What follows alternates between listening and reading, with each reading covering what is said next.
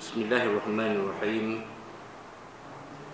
Alhamdulillahi rabbil alamin wa bihi nasta'in ala umuri dunya waddin. Nastaghfiruhu wa nastahdihi wa natubu ilaihi wa natawakkalu alaihi wa na'udzu bihi min shururi anfusina wa min sayyiati a'malina. May yahdihillahu fala mudilla lahu wa huwal muhtadi wa man yudlil falan tajida lahu waliyan mursyida wa la hadiya lahu. Asyhadu an la ilaha illallah wahdahu la syarika lah wa asyhadu anna sayyidana Muhammadan abduhu wa rasuluh.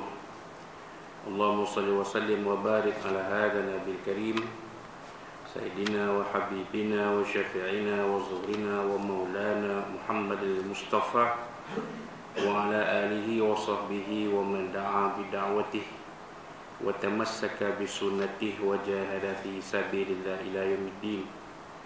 Rabbi shrah li sadri wa yassir li amri wa hlul 'uqdatam min lisani yafqahu qawli. Subhanaka la ilma lana illa ma 'allamtana innaka antal alimul hakim.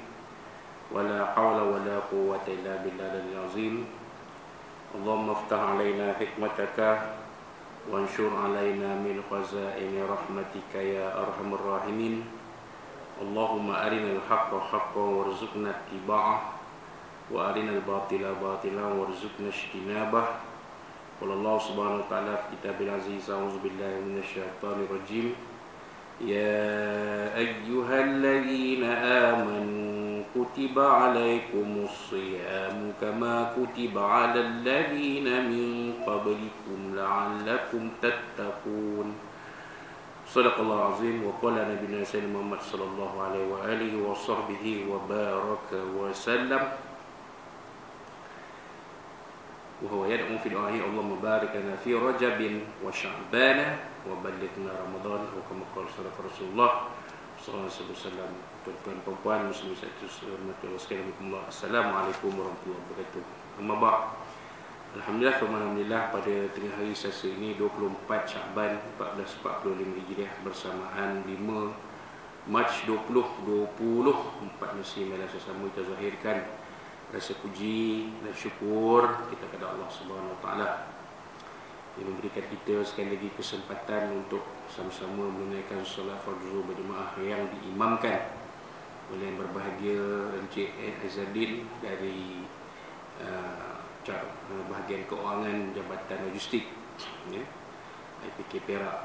Jadi semoga dan Tuan Imam kita juga Tuan Bilal yang melakukan azan sebentar tadi, Al-Fadhil Ustaz Ma'mun Mansur Hafizullah Ta'ala, serta sekalian kita diberikan, dikurniakan ganjaran sebaik-baiknya oleh Allah Subhanahu Wa Ta'ala, dari Allah Subhanahu Wa Ta'ala atas kesudian kita untuk mengimarahkan surau kita pada waktu zuhur ni melalui solat zuhur berjemaah. Jadi tuan-tuan dan puan-puan muslimin rahimakumullah, pengkoreksian hadis-hadis yang akhir dalam kitab Al-Arba'un An-Nawawiyah dari hadis 45 Nawawi Ta'ala ini kita teruskan dengan membicarakan insya-Allah 3 hadis, iaitu pertamanya hadis yang ke-34, al-hadis ar-rabi' wa thalathun. Hadis yang diriwayatkan daripada Abi Sa'id Al-Khudri radhiyallahu anhu. Abi Sa'id Al-Khudri radhiyallahu anhu qala, daripada Abi Sa'id Al-Khudri radhiyallahu anhu, beliau telah berkata, sami'tu Rasulullah sallallahu alaihi wa alihi wasallam yaqul, aku telah mendengar Rasulullah sallallahu alaihi wasallam bersabda, man ra'a minkum munkaran falyughayyirhu bi yadihi. Sesiapa yang melihat dari kalangan kamu, sesiapa yang melihat sesuatu perkara mungkar, falyughayyirhu bi yadihi, maka hendaklah ia ubah dengan tangannya, yakni ubah dengan kuasa yang ada pada diri dia. Jadi kita yang ada kuasa ni, manfaatkan kuasa kita itu untuk mengubah setiap sesuatu kemungkaran yang berada di hadapan kita. Fa illam yastati' fa bilisanihi, sekiranya dia tidak mampu, maka hendaklah dengan ubahnya itu dengan lisannya. Kalau tak ada kuasa, maka diubah dengan lisannya, iaitu dengan teguran, nasihat, cadangan, idea, untuk memperbetulkan kepincangan yang ada. Kita tak ada kuasa, tapi kita boleh bersuara. Maka gunakanlah suara kita untuk menegur, untuk menasihati, untuk memberi cadangan, pandangan, selagi mana ianya dalam kerangka syarak, dalam kerangka agama. Fa illam yastati' fa bi lisani, fa illam yastati' fa bi qalbihi. Sekiranya dia tak mampu juga, nak bersuara pun tak boleh, ruang bersuara tak ada, ditutup dan sebagainya, fa bi qalbihi, naklah diubah dengan hatinya. Maknanya dengan perasaan tidak redanya terhadap kemungkaran yang berlaku itu. Namun demikian Nabi menyebut wa dzalika adhaful iman, dan itulah selemah-lemah iman. Jadi orang yang tak mampu bersuara, hanya melihat saja, tidak mampu memperbetul, menasihati, menegur, apatah lagi membetulkan, tengok aja tak mampu, nak cakap pun tak mampu. Tapi kita tak boleh kata dalam semua keadaan, kerana mungkin pintu-pintu bersuara itu tertutup. Kan? Misalnya kita berada dalam satu situasi di mana kebebasan bersuara itu tersekat dan terhalang. Misalnya, maka kita nak bersuara pun tak boleh. Kalau kita bersuara mungkin boleh membahayakan diri kita balik.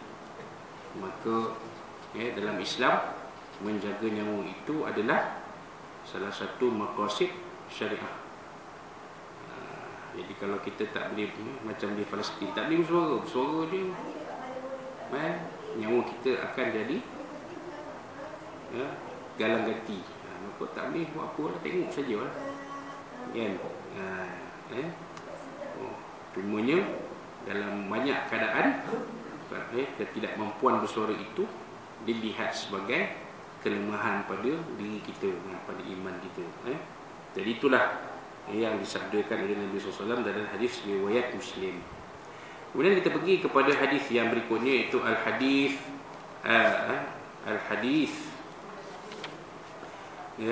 as-sabi' was-salafun, hadis yang ke-37. Hadis yang diriwayatkan daripada Abdullah bin Abbas radhiyallahu anhu. Ani bin Abbas radhiyallahu anhu an Rasulullah sallallahu alaihi wasallam, daripada Abdullah bin Abbas radhiyallahu anhu daripada Nabi sallallahu alaihi wasallam, fima yarwihi an rabbih tabaraka taala, pada apa-apa yang diriwayatkan baginda daripada Tuhannya tabaraka wa taala, qala, Allah Taala berfirman. Ini dia tuan-tuan, ini hadis qudsi, ini hadis qudsi, hadis qudsi, riwayat wahyu Allah dalam bahasa Nabi SAW. Ia berbeza dengan Al-Quran, ia bukan mukjizat, seperti Al-Quran yang merupakan mukjizat. Ia diskusi bukan mukjizat, tapi ia tetap wahyu Allah Subhanahu Wa Taala. Bagaimana Nabi menerimanya? Kata para ulama, kebanyakan diskusi ini diterima Nabi SAW, adalah wahyu yang diterima oleh Nabi SAW dalam bentuk mimpi. Nabi mimpi, besok Nabi relakan kepada para sahabat melalui lisan baginda sendiri. Itu hadis kursi, wallahu alam. Apa firman Allah SWT? Inna Allah Ta'ala katabal hasanati was sayyiat thumma bayyana dhalik. Sesungguhnya Allah SWT menulis benda-benda kebaikan dan keburukan, kemudian dia memperincikannya. Allah Ta'ala dah tulis dan siap-siap, dah tetapkan siap-siap, kebaikan dan keburukan, dan diperincikan apa kebaikan, apa keburukan. Mana kebaikan tu dari Allah, keburukan pun dari Allah. Ini semua berkaitan dengan ilmu tauhid. Sesungguhnya yang baik dari Allah, yang kurang adalah bahasa kebanyakan kita menyebut yang kurang tu dari diri kita sendiri, tapi sebenarnya ianya sudah ditentukan Allah Subhanahu Wa Ta'ala. Apa tujuannya? Nak menunjukkan manusia itu makhluk. Kalau manusia itu baik saja semuanya, tak ada yang buruk, maka manusia itu bukanlah makhluk. Kan? Wallahu a'lam. Faman hamma bihasanatin falam ya'malha katabaha Allahu 'indahu hasanatan kamilah. Barang siapa yang berniat melakukan kebaikan tetapi tidak dilakukannya, Allah Ta'ala menuliskan di sisinya satu kebaikan. Maknanya gini, kita berniat, contohnya family berniat nak sembahyang sunat duha, contoh pagi ni aku nak sembahyang duha, tiba-tiba disebabkan kekangan tertentu, kerja dan sebagainya, tak terlaksana sembahyang duha tu sampai waktu duha tu luput, contoh. Ada pahala tak? Ada pahala. Itu yang Nabi, yang Allah Ta'ala sebut dalam firman-Nya dalam kursi ni. Ada kebaikan, ada pahala. Satu pahala yang sempurna, hasanatan kamilah. Wa in hamma biha fa'amilaha katabaha Allahu 'indahu 'ashra hasanatin ila 700 dhifin ila adhafin katsirah. Sekiranya dia berniat melakukan kebaikan itu dan dilakukannya, Allah Ta'ala menuliskan di sisinya 10 kebaikan kepada 700 kali ganda, kepada yang berganda-ganda banyaknya. Paling kurang 10 kebaikan. Apa benda 10 kebaikan? Pahala tu selawat Nabi. Selawat Nabi, Nabi kata, Nabi sebutlah hadis, man shalla alayya salatan sallallahu alaihi biha asyara. Siapa yang solat aku satu selawat, Allah Ta'ala akan selawat, katanya 10 selawat ini Allah Ta'ala akan beri 10 pahala. Mana tang 700 dhifin ni, 700 kali ganda ni, menjelaskan apa yang disebut Allah SWT juga, sebagai firman Allah di dalam Al-Quran. Orang yang mendermakan hartanya pada jalan Allah, alladzina yunfiquna amwalahum fi sabilillah, mereka yang orang-orang yang mendermakan hartanya pada jalan Allah, kamathali habbatin, seperti menanam sebatang pokok padi, ambat sab'a sanabil, yang tumbuh 10 tangkai, fi kulli sumbulatin, setiap tangkai itu mi'atu habbah, ada 100 biji padi. Nampak?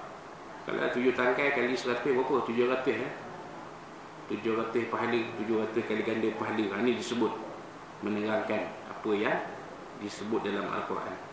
Ila adhafin katsirah, kepada berlipat kali ganda. Berlipat kali ganda, ini kalau kita lihat ianya dalam tak ditentukan pahalanya dalam puasa, ibadah puasa. Illa shaum fa innahu li wa ana ajzi bihi. Amalan, setiap amalan ni dah ada tentu ketentuan pahalanya dari Allah SWT, melainkan puasa. Sesungguhnya puasa itu aku yang akan memberi ganjaran kepada orang yang berpuasa. Puasa dekat ni. Jadi puasa inilah sesatunya ibadah kepada Allah yang tidak ada ketentuan pahala. Maksudnya pahala itu tak ditentukan. Berapa Allah Ta'ala nak bagi, ikut Allah Ta'ala. Di sinilah datangnya adhafin katsirah. Kalau puasa kita berkualiti tinggi, maka pahalanya tak terkira. Kalau puasa kita tak ada kualiti, apa jadi dekat ni? Laisa lahu illa al-ju' wal 'atash, hanya dapat pahala dan lapar sahaja. Itu puasa tak ada zero quality, wallahu alam. Wa in hamma bi sayyi'atin falam ya'malha katabaha Allahu 'indahu hasanatan kamilah. Sekiranya dia berniat buat benda baik, benda maksiat tapi tak dia buat ni. Dia berniat nak buat maksiat. Hari ni aku nak spodeng lah anak dara tu, contoh. Dia niat dah siap-siap, dia tahu anak dara tu hari mandi kat situ, mati. Tapi hari tu tak jadi pula dia. Istighfar, astaghfirullahalazim, benda tak baik. Tak jadi. Tadi dah niat dah, tapi tak jadi nak buat. Dia teringat balik. Katabaha Allah wa indahu hasanatan kamilah. Allah Ta'ala tuliskan untuknya satu kebaikan. Nampak? Wa in hamma biha fa'amilaha katabaha Allah sayyi'atan wahidah. Sekiranya dia kerjakannya, dia berniat dan dikerjakan, maka Allah Ta'ala tuliskan untuknya satu kejahatan. Kalau kita niat nak buat maksiat dan jadi maksiat tu, maka Allah Ta'ala tulis satu kejahatan. Ya. Tak ada ganda-ganda. Pahala Allah Ta'ala gandakan, dosa Allah Ta'ala tak gandakan. Oh, macam tu tak apa, Ustaz. Saya tak puasa bulan Ramadan ni 30 hari pun, dosa saya 30 dosa je, tak ada ganda-ganda pun. Pahala ganda-ganda, dosa tak ganda. Jangan tuan-tuan. Itu seolah-olah mempersendakan Allah Subhanahu Wa Ta'ala. Kerana dosa tu kalau dikumpul-kumpul, ya, ditakuti bila ditimbang nanti akan melebihi pahala kita. Jadi kita tak boleh pandang ringan ni. Kenapa Allah Ta'ala gandakan pahala sedangkan Allah Ta'ala tak gandakan dosa? Allah Ta'ala nak kita masuk syurga. Allah Ta'ala tak mahu kita masuk neraka. Walaupun pilihan tu di tangan kita. Allah Ta'ala akan gembira bila melihat manusia ciptaannya masuk syurga. Tapi Allah Ta'ala tetap akan masukkan manusia yang melakukan maksiat ke dalam neraka. Cumanya persoalannya, adakah manusia mukmin yang buat maksiat itu masuk neraka selama-lamanya? Mengikut para ulama ilmu tauhid, tidak. Kalau dia memang ahli syurga, tapi dia ni hidup dia banyak maksiat, banyak dosa, kena sumbat dalam neraka tu, campak neraka 1000 tahun contoh.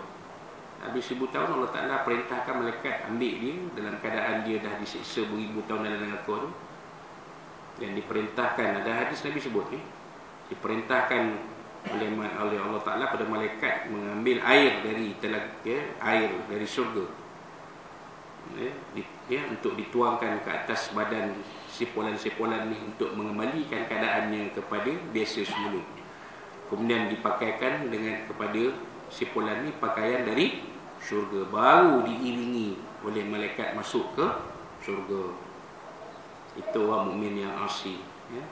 Orang mukmin yang banyak dosanya berbanding pahala. Masuk neraka lu teruk 1000 tahun pun. Kalau satu hari di dunia 1000 tahun di akhirat, satu hari di akhirat 1000 tahun di dunia, berapa lama tu agak? Satu hari kalau setahun 360 hari. Tekir tahun hijrah lah. Kali 1000 berapa? Berapa kali kosong tu? 5 kali kosong. Berapa 5 kali kosong? 3.600.000 hari. Ikuran di dunia. Berapa lama?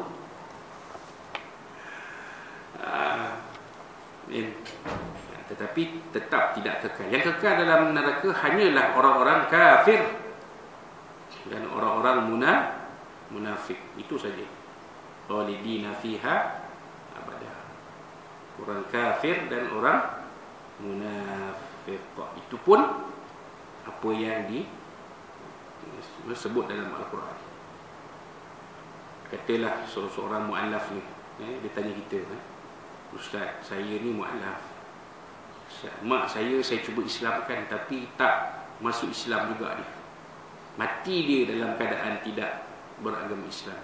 Di mana tempatnya Ustaz? Soalan ni tanya kepada Nabi SAW oleh seorang sahabat. Nabi jawab, inna abi wa abaka finnar. Sesungguhnya bapaku dan bapamu dalam neraka. Pada orang salah faham, ya, orang ingatkan bapa Nabi itu merujuk kepada Abdullah. Sebab tu ada pandangan mengatakan mak bapak Nabi masuk neraka. Tuan-tuan rasalah kalau Nabi itu kita ni jadi Nabi SAW, bila kita tahu mak bapak kita masuk neraka, kita tak ada ke nak merayu pada Allah, ya Allah, takkanlah aku nak tengok mak bapak aku masuk neraka, ya Allah, tolonglah ikhtiarkan, masukkan mereka berdua dalam syurga. Agak-agak macam mana? Takkan Nabi rela melihat mak bapak dia duduk dalam neraka sedangkan dia penghulu ahli syurga, Sayyidul Ahli Jannah. Tuan-tuan fikir logik tu. Di siapakah yang dimaksudkan Nabi ni? Kata setengah ulama merujuk kepada Abu Talib, pak saudara Nabi. Sebab pak saudara Abu Talib ni seumpama macam bapa Nabi jugalah. Walaupun bukan bapa dia, pak saudara. Macam kita lah kan. Kalau kita ni daripada kecil lahir, atuk kita bela, kita panggil atuk kita abah. Betul tak? Tak panggil atuk kita tu atuk sebab atuk kita bela daripada kecil sampai besar. Mak pak kita tak bela kita, atuk kita bela kita, nenek kita bela kita. Sama macam Nabi pun. Yang besar, yang bela Nabi dari usia Nabi 8 tahun sampailah Nabi besar, remaja, dewasa, ialah Abu Talib. Abu Talib pun tidak meninggalkan Nabi macam tu. Dibawa Nabi pergi ke Syam berniaga. Sedangkan anak Abu Talib tu ramai, 12 orang. Kenapa dipilih Nabi juga? Dia bawa berniaga ke Syam, menunjukkan Abu Talib, Nabi itu adalah anak jagaan kesayangan Abu Talib. Abu Talib sayang Nabi lebih daripada anak-anak dia sendiri. Tolak Sayyidina Ali lah. Sayyidina Ali tu lain kan? Sayyidina Ali tu sendiri pun berada dalam jagaan Nabi SAW kan? Itu dia Wallahu a'lam. Jadi hadis yang diriwayatkan oleh Imam Al-Bukhari dan Muslim dalam sahih keduanya. Fanzur ya akhi wafaqana Allah wa iyyaka ila azami lutfillah ta'ala wa ta'ammal hadhihi al-alfaz. Wa qawluhu indahu isyarah. Ini adalah kata-kata Imam An-Nawawi rahimahullah ta'ala. Jadi kita tinggalkan situ. Ini kerana jelas kita sebut tadi jelas Baik, kita terjemah jugalah. Wahai saudaraku, renunglah fikirkan atas ihsan Allah dalam hadis ini. Firman-Nya, wa qalu wa indahu isyarat ila al-i'tina'i biha. Isinya menunjukkan kebesaran nilai amalan tersebut di sisi Allah Subhanahu wa taala. Wa qawluhu kamilah litaukid wa shiddatil i'tina'i biha. Sempurna mengurangkan lagi nilai dan penghargaan Allah terhadap amalan itu. Wa qala fi sayyi'ati allati hamma biha thumma tarakaha kataballahu indahu hasanatan kamilah fa akkadaha bi kamilah wa in amilaha kataballahu sayyi'atan wahidah fa akkada taqlilaha bi wahidah wa lam yu'akkidaha bi kamilah. Allah berkelihatan niatkan seorang tetapi tidak asalkan Allah Ta'ala mencatat di sisinya sebagai seluruh kebaikan yang sempurna, diambil sebagai ganjaran sempurna. Manakala bagi kejahatan jika kejahatan tersebut dilaksanakan, maka pelakunya dijamin dengan satu dosa sahaja dengan lafaz satu dan bukannya sempurna. Maksudnya Allah dan segala puji bawanya dengan pujian yang tidak terhitung banyak, yang serta diri sajalah yang berhak memberi taufik. Hadis yang akhir sekali, hadis yang ke-38 untuk hari ini, al-hadis al-thamin wa thalathun. Abi Hurairah radhiyallahu anhu qala, beliau telah berkata, qala Rasulullah SAW, telah bersabda Rasulullah SAW, Inna Allah Ta'ala qala, sungguh Allah Ta'ala berfirman. Hadis kursi lagi Hadis 38 pun hadis kursi juga. Man adali waliyan faqad adantuhu bil harb. Siapa yang memusuhi waliku, maka Allah Ta'ala, maka aku isytiharkan perang terhadapnya. Siapa yang memusuhi waliku, wali ini setengah ulama mengatakan merujuk kepada Nabi Rasul. Setengah ulama mengatakan juga merujuk kepada ulama, kepada umara yang berpegang dengan ajaran Nabi dan Rasul, serta orang-orang yang soleh, para wali. Wallahu a'lam. Wa ma taqarraba ilayya in abdi bi syai'in ahabba ilayya mimma taraktu alaihi. Tidaklah seorang hamba mendekatkan dirinya kepadaku dengan cara yang baik aku cintai, melainkan beribadah dengan perkara yang telah aku wajibkan kepadanya. Jadi cara terbaik untuk kita mendekatkan diri kepada Allah SWT ialah melakukan ibadah yang diwajibkan. Solatnya, puasanya dan sebagainya. Kemudian wa ma yazalu 'abdi yataqarrabu ilayya bin nawafil hatta uhibbahu. Hamba-ku akan sentiasa mendekatkan dirinya kepadaku dengan amal sunat sehinggalah aku mencintainya. Jadi, kalau kita nak sampai ke tahap Allah Ta'ala cinta kita, maka perbanyakkanlah amalan sunat. Sembahyang sunat, puasa sunat. Ini ada masa lagi sikit. Tapi bagi orang perempuan, tolonglah sebelum berakhir Syaban ni, tolong ganti puasa yang berbaki. Jangan sampai Ramadan. Nanti kalau sampai Ramadan ada lagi yang berbaki, ganti, tetap ganti, dan kena bayar fidyah hari yang belum diganti. Kalau sehari secupak, Kalau 3 hari 3 cupak, kena bayar. Bukan bayar kat saya, bukan bayar kat Ustaz Adi, bukan bayar kat Ustaz Baka, kena bayar di pejabat agama pada pegawai zakat. Pilih atas cakap tenteram lah. Kak malu tak malu terpaksa lah. Macam mana? Saya puasa tak ganti puasa, kan? Ni wallahualam. Termasuk jugalah orang lelaki yang terpaksa meninggalkan puasa kerana musafir atau kerana sakit, pun begitu juga, sama. Tapi lebih ditekankan kepada kaum wanita, sebab mereka memang terpaksa uzur tak berpuasa pada bulan Ramadan. Biasanya 7 hari dalam bulan Ramadan tu, kan? Kemudian wa idza ahbabtu kuntu sam'ahu alladhi yasma'u bihi.